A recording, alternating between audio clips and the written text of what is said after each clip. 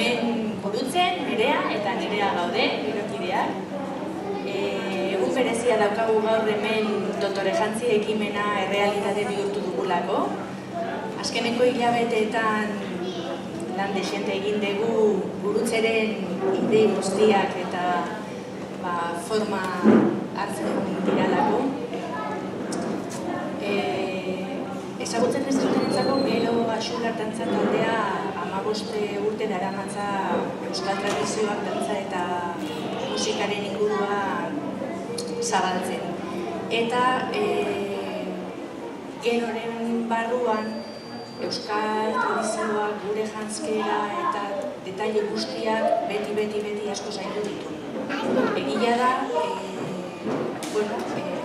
atzerrira joten direnean, ekitaldietan, dantzaldietan, hori bakoitzak burutzeren aholkuekin eta asko landu ditugula. Azkeneko hilabeteetan, egia esan nik kontatuko dizuet nire esperientzia pertsonala nola hasi dan hemen Dotore Jantzi proiektuan. Oain dela hilabete batzuk, dantzari txikia joten dira, lehenbiziko aldiz atzarrira joten direnean, segurako edo asteburu bat egiten dute bakoitza bere kabuz, zapiak nola jarri, albakak nola lotu eta bere gauzak guztiak arduratsuak izateko. Eta momentu horretan, ni arazo txiki bat neukan eta Gero Axular dantza taldearen webgune aldean sartu nintzen, harremanetan jartzeko. Gurtzerekin gelditu nintzen eta bere aholkuak eman zizkidan.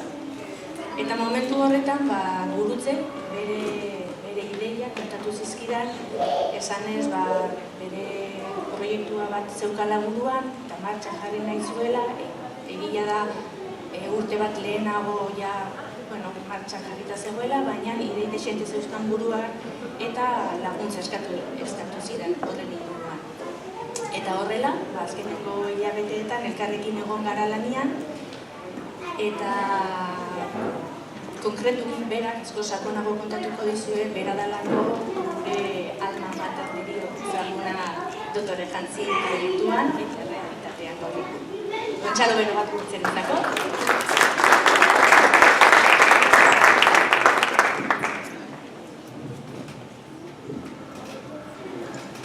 Bueno, en realidad yo lo que os voy a contar es un poco cómo vivo yo toda la historia esta del traje de baserritarra.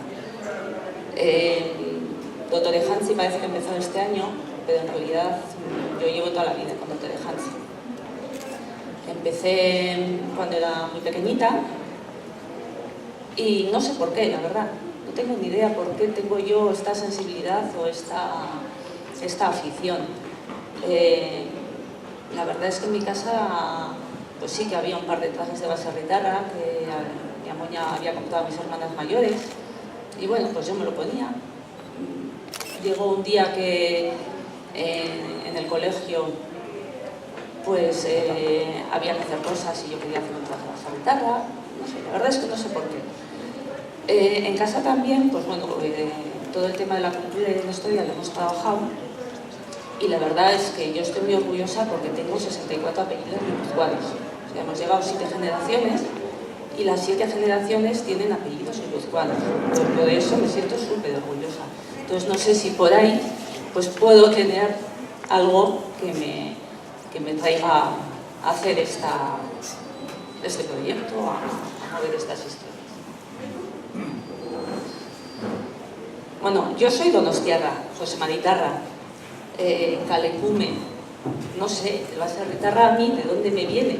Si yo no lo he mamado. Yo, del centro de toda la vida. Pero bueno, ahí lo tengo. Como os he dicho antes, ya de pequeñita, con 13 años, mientras en el colegio todos los demás hacían punto de cruz, unas servilletitas de punto de cruz, pues yo le dije a la monja que me quería hacer un traje de baserritarra. Entonces, pues ahí vemos mi primer traje, esa no soy yo, ese traje ha pasado a generaciones posteriores, pero bueno, ese es mi traje. Pues con la gorrilla reciclada de los trajes que había comprado mi amoña y el delantal también. Luego ya, con 14-15 años, entré a bailar en la escuela. Allí yo aprendí mucho, ya que claro, en un grupo de baile es donde más aprende todas estas historias de vestuario. Y en la escuela pues también se ha trabajado mucho.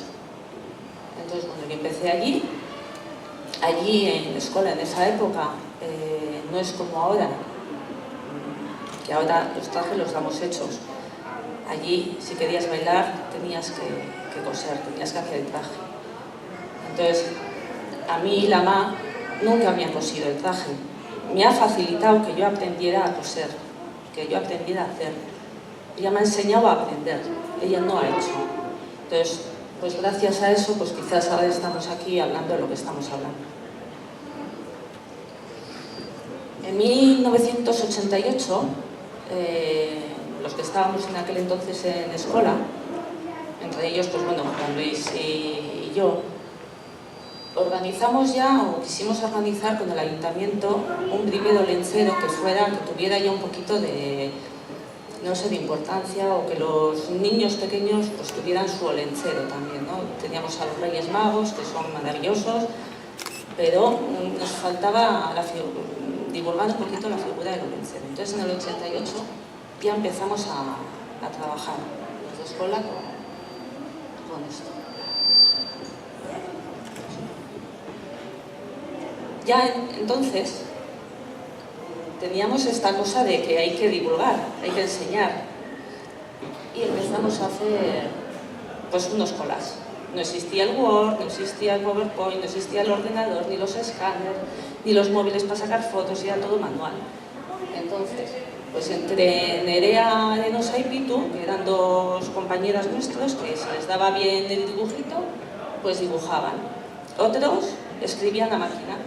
Y luego recortábamos, pegábamos, y gracias que había fotocopiadoras, entonces sacábamos fotocopias. Y esto pues lo íbamos dando pues a la gente que venía a los ensayos.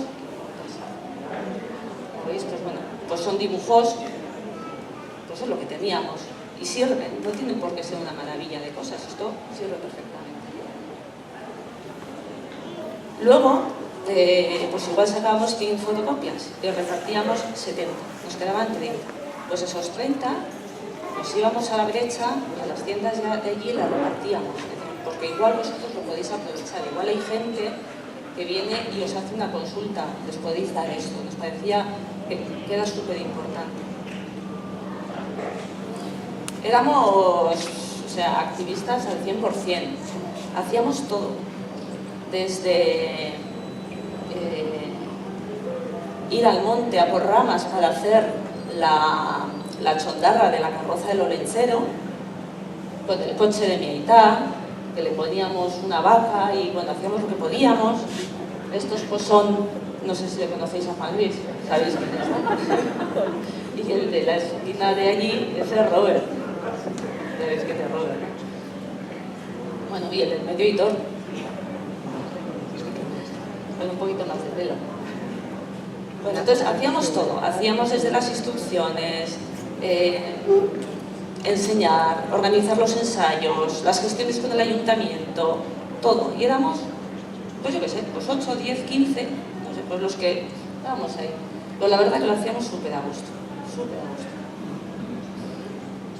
En el 88 he encontrado, que ya estoy dando la matraca por ahí, no sé si veis, lección para ponerse bien los trajes de Baserritarra. No, perdón, en el 90. O sea, ya estoy pesada ya de mí, en el 90. Bueno, ahora igual todo eso que digo ahí no lo diría, ¿eh? Bueno, y este es mi segundo traje. Como veis, no se parece mucho a lo de ahora, la verdad es que hemos aprendido muchísimo, pero bueno, es lo que había. Luego llegó un cambio de etapa de vida, empieza la vida laboral, empiezas a trabajar, pues dejé de bailar en la escuela y bueno, pues aumentó la familia. Me aparté un poco de toda la historia, la divulgación a nivel público general, pero en casa pues hemos seguido trabajando el tema. En casa siempre ha habido trajes de Baserritarra y siempre nos hemos preocupado dentro de las posibilidades de cada uno, evidentemente.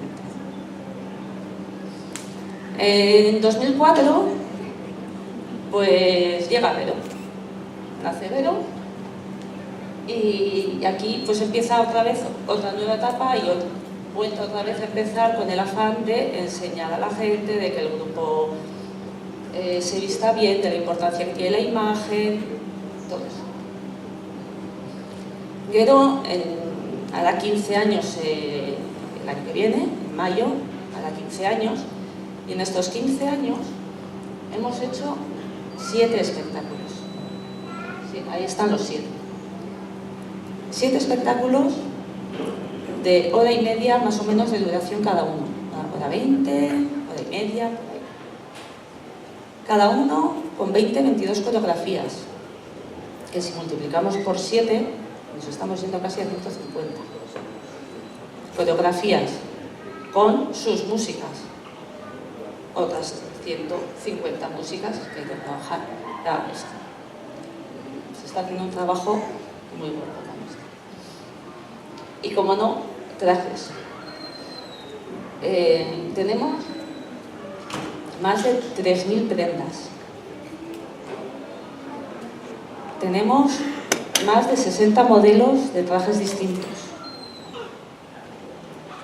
Y los detalles para nosotros son muy importantes. Muy importantes. Como veis, los que conocéis los trajes, pues además según vamos avanzando la experiencia nos va facilitando, nos va ayudando a que cada vez hagamos los trajes con más detalle. Botones por todas partes. Luego trabajamos, o sea, no hacemos solamente el vestuario nuestro para los espectáculos, sino que también trabajamos con los danzaris el tema. Desde los pequeños que empiezan en LH-Bosch, 6 y seguramente también de LH-BAT, siempre no ha sido, pero bueno, puede que sí. Les llevamos un fin de semana a un albergue y allí en el albergue pues trabajamos el tema del vestuario. Les enseñamos a vestirse bien, les recalcamos la importancia de que son embajadores de nuestra cultura, de nuestra vestimenta, dice mucho de nosotros y lo importante que es que lo hagan. Entonces, bueno, pues como veis, aprenden a planchar, a vestirse, a recoger el traje, aprenden a todo. Y este año ya también hemos incluido lo que es en sí el Tour de Hansen. Dentro del fin de semana allí, pues hemos trabajado lo que es el Tour de Hansen y la cultura del traje tradicional. El año pasado hicimos el primer concurso de trajes de baserritarra. Y bueno, esto es lo que nos animó a registrar la marca de Otto de Hansi como tal y a desarrollar pues, las actividades que vamos desarrollando. Bueno, empezamos hoy y seguiremos pues, en Navidades y seguramente pues, durante muchos años, según vayamos pudiendo.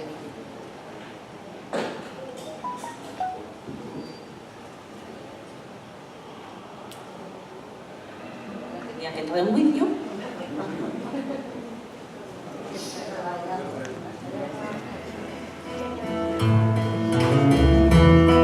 Badirudi gaur egun Wikipediak erantzun guztiak dituela, baina ez da horrela. Bertan bilatuta ere, ezin da jakin arropa noiz asmatu zen, ezta zein izan zen asmatzeko arrazoia ere. Hotzari aurre egiteko izango ote zen, edota gorputza ezkutatzeko, baliteke ederrago egoteko izatea, nor daki. Argi dagoena da, denborarekin gizatalde bakoitzak bere arropa sortu zuela, eta pixkanaka identitatearen isla bihurtu zela, bereizgarri ezin hobea. Horrela, gure arbasoek beren arropak egin eta jantzi zituzten, harrotasunez jantzi gainera. Harrotasun horri esker gara gaur egun garena, eta harrotasunez zaindu behar dugu gure arbasoengandik jasotakoa.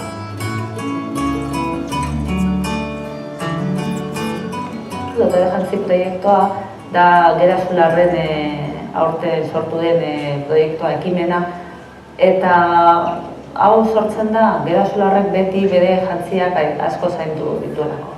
Pensatzen dugu janzkera zaindu behar dela, detaileak zaindu behar ditugula, eta dela kulturaren zati garrantzitsu bat. Orain arte, dena balio izan du jazten garenean, eta iritsi da momentu bat, pentsatzen dugula hori ezin dugula onartu. Dauden ikertzaileak ikertu duten, edo lortu duten ezagutza hori gizarteratzea. Zabaltzea jazkera mota hori nola dan, eta gero gizarteak ukitzea referenti puntu bat konsultak egiteko eta ezagutza hori ezagutzeko. Aurten ekintza gutxi batzuk egingo ditugu, baina proiektu honek luzerari joa eta orduan gero eta ekintza gehiago egingo ditugu. Aurten aurkezpena egingo dugu Tabakalera, proiektuaren aurkezpena, Tabakalen aurkezpena. Eta egun hortan, tailerrak, bai nola jantzi, zapia, gerrikoa, abarkak nola lotzen diran, dantza batzuk ere, betiko dantzak, tailer txiki batzuk ere egingo ditugu, eta txarla bat ere emango dugu. Hori izango da aurkezpenean. Gera Zularrek iaz antolatu zuen lehenengo aldiz, baserritar jantzien lehenengo lehiaketa, eta aurten egingo dugu baserritar jantzien bigarren lehiaketa. San Tomas egunean, eta oso lotuta dago dotore jantzi proiektuarekin, zeren erakutsiko dira, Donostiarrek edonor parte hartu dezake. Baina, baserritar jantzi desberdinak, eta jungo gara horrekin jende animatzen jazten eta ezagutza ere zabaltzen pixkanaka. Nahi pena ematen di Santo Tomas egunean ikustea jende gutxi baserritar jantzia jazten.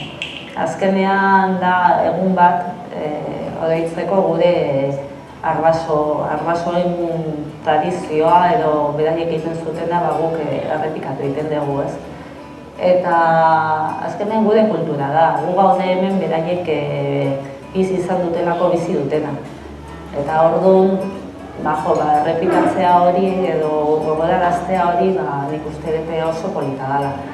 Eta ikusten dugu jende gutxi animatzen dela eta gero beste batzuek egiten dutela mozorro bezala.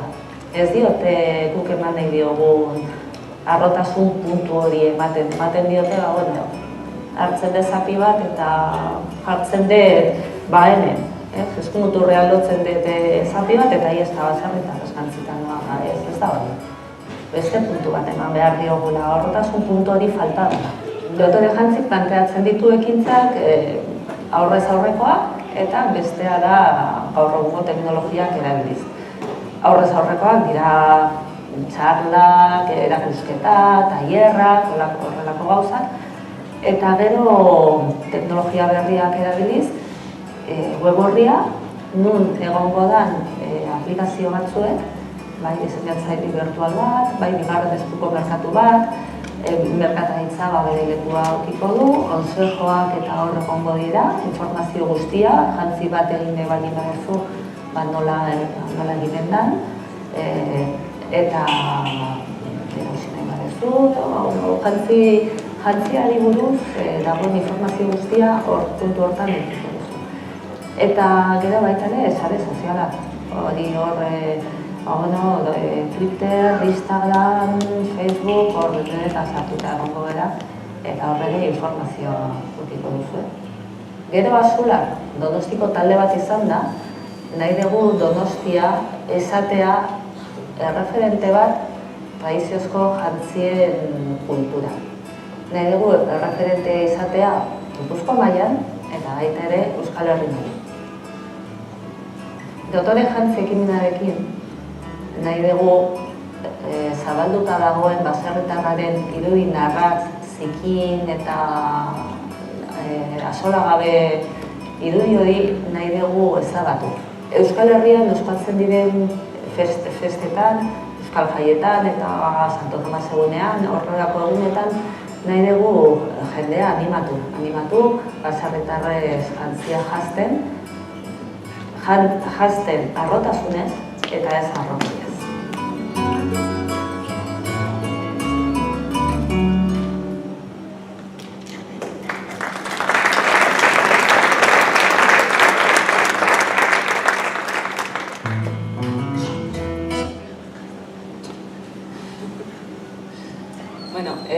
Orain Nereak esplikatuko dizue dotore jantzi ekimenaren barruan ze dingo dugun, edo nola esaten dira soporte? Euskarrik sortu ditugun.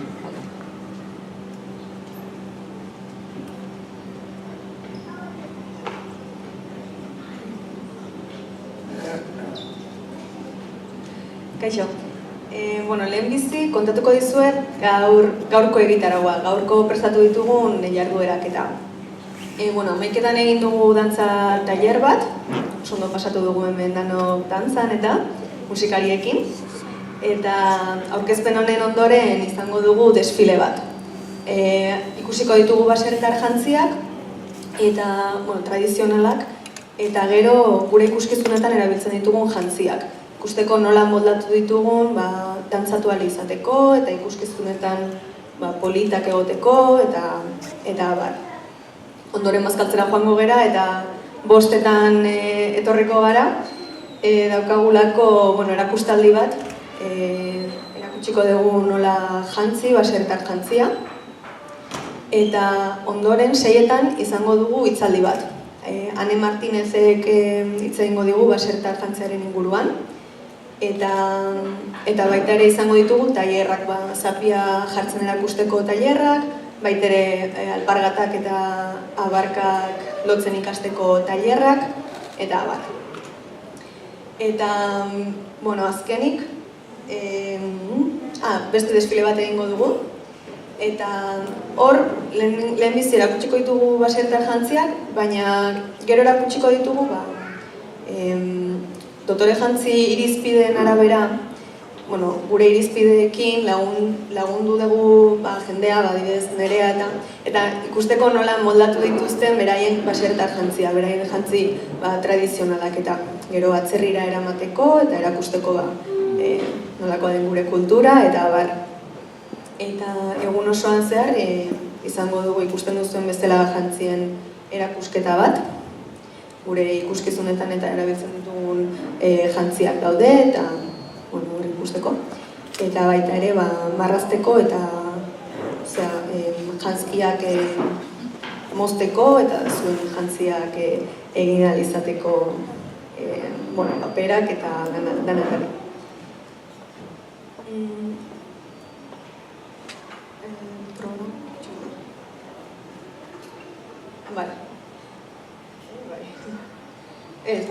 Hau hemen ez da bukatuko dana, abenduan ere baditugu hainbat jarduera.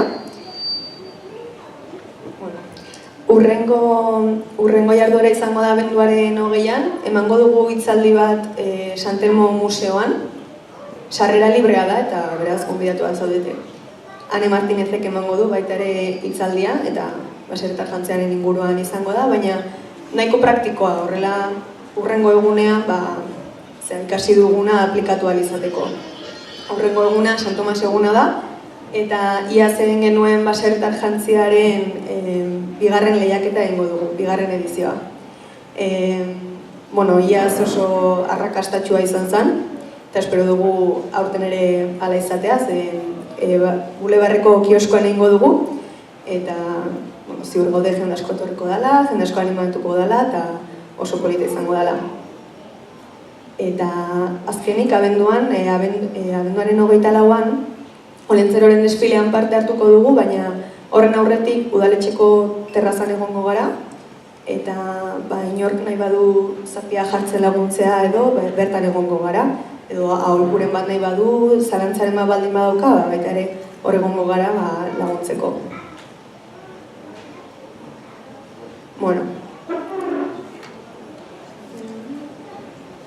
Gero, kontatuko dizkizuegu ze euskarri egin ditugun gure proiektua ezagutzera emateko eta jendeari baserritar jantziarekin laguntzeko.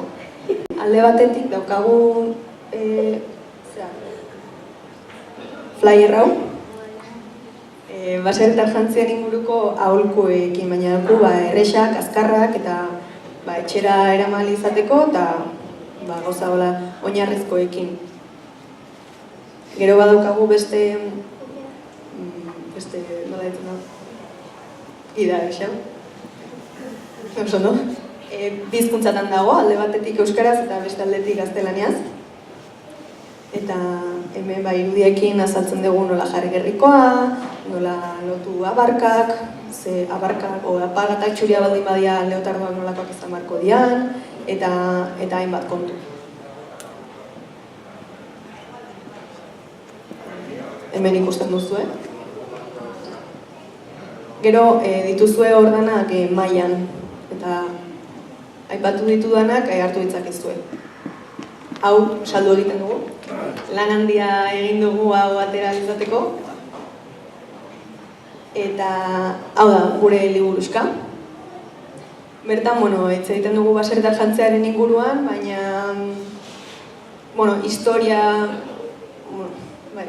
historiari buruz hitz egiten dugu, pixka bat testu ingurua, eta nahiko sakona da, eta ez da bestea bezala azkarra da, eta pixka bat ola lasai hartzeko. Hau ere hor daukazu edana. Baita ere txapak ditugu, poltsak eta gauza asko.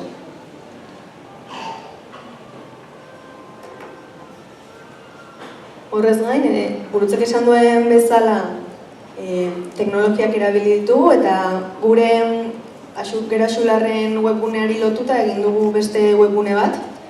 Hau izango litzateke Dotore Jantziren webgunea eta hainbat atal izango ditu. Lehenengo azalduko dugu zer da Dotore Jantzi eta gero saiatuko gara guztioi laguntzen. Horretarako egingo ditugu, izango dituzue bideoak, zapia jartzen ikasteko, abarkak lotzen ikasteko eta abar. Jarriko ditugu baita ere albisteak, gure jardueren inguruko agenda, eta baita ere izango dugu sareko azokatxo bat. Orduan, Dotore Truk deitzen da, eta bertan, ez dakit, abarkak behar badituzu edo, agian txikiak gelitu zaizkitzuelako, bertan aurkituko ez duen jendea, ez dakit, saltzeko, emateko, erosteko edo trukatzeko nahi duzuen guztia. Eta, gero, izango duzuen hor postuntzi bat edo, eta gurekin harremanetan jarri nahi baduzue, edo zalantzari baldin baduzue, guri galdetzeko eta lagunduko dizugu.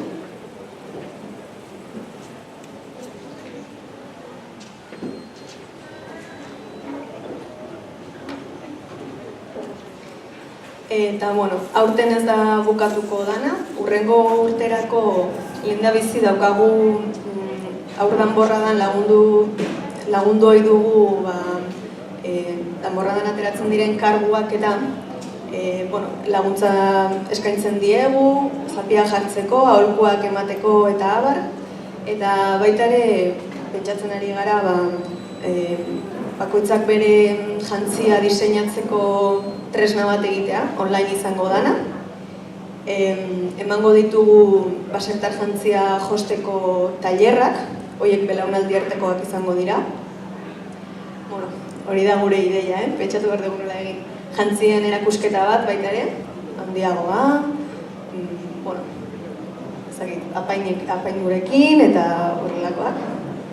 Eta baita ere, harremanetan jarri nahi gara gure hiriko merkatariekin eta oihalak saltzen dutenekin edo osagarriak saltzen dutenekin batera lan egiteko. Eta nik uste dute esan dena.